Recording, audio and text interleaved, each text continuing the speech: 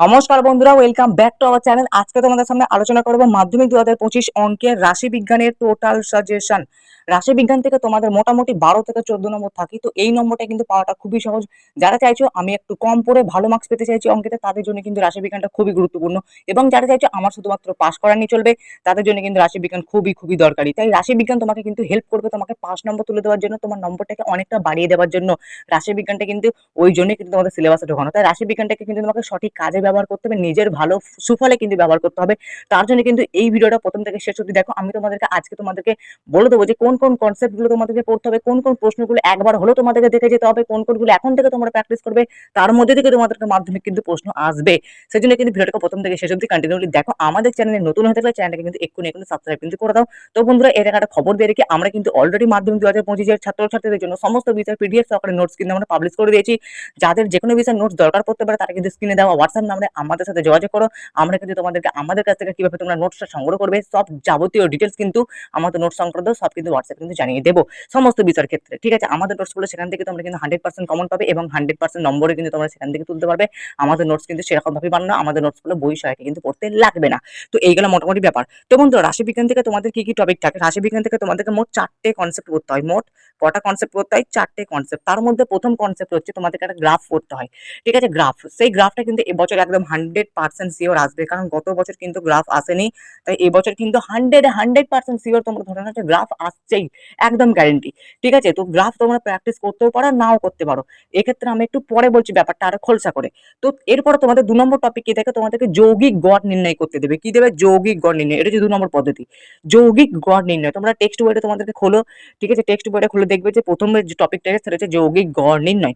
তারপরে আরেকটা টপিক আছে, সেটা হচ্ছে মধ্যমা নির্ণয় নেবে। মধ্যমা নির্ণয়, ঠিক আছে, মধ্যমা নির্ণয় দেবে, মধ্যমা নির্ণয়। ঠিক আছে, লাস্ট অ্যান্ড ফাইনাল টপিক দেবে সংখ্যা গুরুমান নির্ণয়। লাস্ট অ্যান্ড ফাইনাল টপিক দেবে সংখ্যা গুরুমান নির্ণয়। এই 4টে হচ্ছে মোট তোমাদের কনসেপ্ট। এই 4টের মধ্যে তোমাদের 3টে অঙ্ক থাকবে মাধ্যমিক পরীক্ষাতে। ওই 3টের মধ্যে তোমাদেরকে 2টো অঙ্ক করতে হবে, যেটা কিন্তু 4x2 8 নম্বর কিন্তু তোমাদের বড় প্রশ্ন থাকবে। এমসিকিউ এসিকিউ তুমি সহজেই করে দিতে পারবে একটু কনসেপ্ট গুলো পড়লে, বাট এইটা হচ্ছে মেইন জিনিস, তোমাকে 8টা নম্বর কিন্তু পেতে হবে সবার আগে। ঠিক আছে, 8টা নম্বর না পেলে তোমার মার্কসটা কিন্তু একদম ঠিকঠাক দাঁড়াবে না।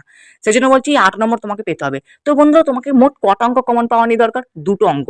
কনসেপ্ট আছে কটা? 4টে। তো বন্ধুরা, তোমরা যদি কেউ চাও যে না স্যার আমি রিস্ক নিতে চাই না, তাহলে তোমাদেরকে বলবে 4টে কনসেপ্টে ভালো করে পড়তে। আর কেউ যদি চাও না স্যার আমি একটু রিস্ক নেবো, যা হওয়ার হবে, তাহলে কিন্তু তোমাদেরকে আমি বলবো তোমরা 3টে কনসেপ্ট পড়ে যাও। 3টে কনসেপ্ট পড়ে গেলেই তুমি কিন্তু 2টো অঙ্ক কমন পেয়ে যাবে। কারণ তুমি ভালো করে দেখো, তোমার তো 3টে কমন পাওয়ারই দরকার নাই, তোমার কমন পাওয়া দরকার হচ্ছে 2টো। ঠিক আছে, কারণ 2টো অঙ্ক তোমাকে থেকে পরীক্ষা করতে হবে, 3টে থাকলেও তুমি তার মধ্যে বেছে তুমি 2টোই করবে। তাই আমি যদি ধরে নিই তোমার ধরে একটা গ্রাফ পড়েছে, একটা গড় নির্ণয় পড়েছে, গড় নির্ণয় কিন্তু আসবে একদম গ্যারেন্টি। ঠিক আছে, 3টে পদ্ধতি আছে ওর মধ্যে গড় নির্ণয়ের ক্ষেত্রে। তোমাদের প্রত্যক্ষ আছে, কল্পিত আছে, ক্রমবিচ্যুতি আছে। ওই 3টে পদ্ধতির মধ্যে যে কোনো একটা পদ্ধতিতে কিন্তু গড় নির্ণয় কিন্তু দেবেই দেবে, এটুকু কিন্তু গ্যারেন্টি। আর সংখ্যা গুরুমানের মধ্যমার মধ্যে যে কোনো একটা দেবে। তোমরা চাইলে এই গড় নির্ণয়টা তো তোমাদেরকে পড়তেই হবে, তার সাথে সাথে তোমরা চাইলে সংখ্যা গুরুমান এবং মধ্যমাটাও পড়তে হবে। কারণ সংখ্যা গুরুমানের মধ্যমাটা একটু সহজ আছে, সংখ্যা গুরুমানের মধ্যমার মধ্যে যে কোনো একটা কিন্তু তোমাদেরকে দেবে।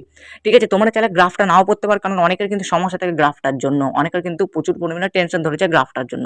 তাই আমি বলবো যারা একটু রিস্ক নিতে চাইছো না, তারা কিন্তু গ্রাফটাকে প্র্যাকটিস করো, যারা রিস্ক নিতে চাইছো তারা কিন্তু গ্রাফটাকে দূরে সরে দাও। ঠিক আছে, কারণ দেখো তোমার কিন্তু গ্রাফটা বাদ দিলেও কিন্তু তোমার কোনো রকম ক্ষতি হচ্ছে না, কারণ তুমি তো 2টো অঙ্ক ফের কমন পেয়ে যাচ্ছ না। সংখ্যা গুরুমান মধ্যমার মধ্যে তুমি একটা অঙ্ক কমন পাবে, আর প্রত্যক্ষ পদ্ধতিতে বা কল্পিত বা ক্রমবিচ্যুতি যাই পদ্ধতি দিক না কেন, তুমি কিন্তু একটা গড় কিন্তু তুমি পেয়ে যাবে। এই হলো মোটামুটি ব্যাপার। তো এটা কিন্তু তুমি মানিয়ে গুছিয়ে নিয়ে নিজের মতো করে। তো বন্ধুরা, চলো এবার প্রশ্নগুলো বলে দেওয়া যাক।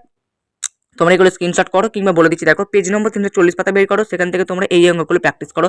বই দাগ মেরে নাও 3 7 8 9 10 13, 3 7 8 9 10 13। পেজ নম্বর 350 পাতা বের করো, 8 10 11 13 15, 8 10 11 13 15। ঠিক আছে, হলো।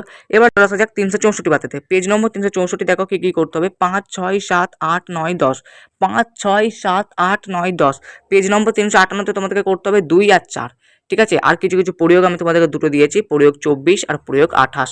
ঠিক আছে, এই গেল আমাদের টোটাল রাশিবিজ্ঞানের সাজেশনটা। তোমরা এগুলো স্ক্রিনশট করে নাও টোটালটা, আর তোমরা চাইলে কিন্তু খাতায় লিখে নিতে পারো। চলো, এই গেল আমাদের টোটাল সাজেশন। এইগুলো ভালো করে প্র্যাকটিস করো, আমাদের কাছ থেকে নোটস নিয়ে নাও, অনেকটা কিন্তু উপকার হবে। সমস্ত বিষয়ের নোটস নিলে তো অনেক উপকার হবে। চলো, আবার দেখা হচ্ছে নেক্সট একটা পাওয়ারফুল ধামাকাতে ভিডিওর সাথে।